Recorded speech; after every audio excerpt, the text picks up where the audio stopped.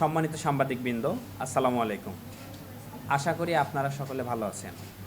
আপনারা জেনে আনন্দিত হবেন যে 2021 সাল থেকে প্রতি বছর রাজশাহী জেলা স্টুডেন্ট কমিউনিটি এসএসসি পরীক্ষায় জিপিএ পাস প্রাপ্ত শিক্ষার্থীদের সম্বর্ধনা দিয়ে আসছে।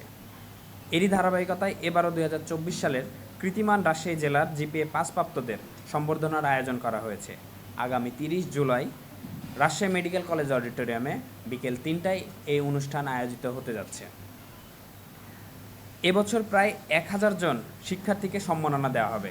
ইতিমধ্যে প্রতিটি কলেজের সামনে এবং লক্ষ্মীপুর মোড়ে রাজশাহী জেলা স্টুডেন্ট কমিউনিটি কার্যালয়ে আমাদের এই আবেদন সম্পূর্ণ বিনামূল্যে শুরু করা হয়েছে। পরবর্তীতে আবেদনের শেষ সময় 20 জুলাই 2024। পরবর্তীতে যাচাই বাছাই করে মোবাইলে SMS ও ফোন কলের মাধ্যমে চূড়ান্ত প্রার্থীদেরকে জানানো হবে।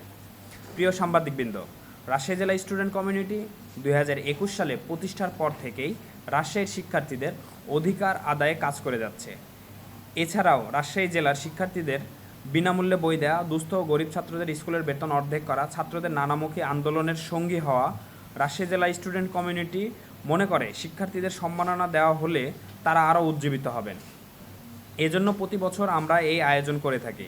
এবারের আয়োজনের মূল অনুষ্ঠানে গত বছরের ন্যায় প্রধান অতিথি হিসেবে উপস্থিত থাকবেন বাংলাদেশ আওয়ামী লীগের সভাপতিমণ্ডলীর অন্যতম সদস্য, রাজশাহী সিটি কর্পোরেশনের মাননীয় মেয়র AHM খায়রুজ্জামান লিটন ভাই এবং রাজশাহী 3 আসনের মাননীয় সংসদ সদস্য জননেতা আসাদুজ্জামান আসাদ ভাই, রাজশাহী জেলা স্টুডেন্ট কমিউনিটির অন্যতম প্রধান উপদেষ্টা।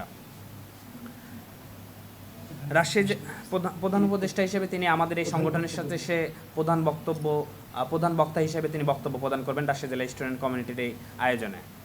রাজশাহী জেলা স্টুডেন্ট কমিউনিটি আশা করে আপনাদের সংবাদপত্রে প্রচারের মাধ্যমে আমাদের এই সম্বর্ধনা অনুষ্ঠান আরও সাফল্যমণ্ডিত হবে। সকলকে এখানে উপস্থিত হওয়ার জন্য ধন্যবাদ।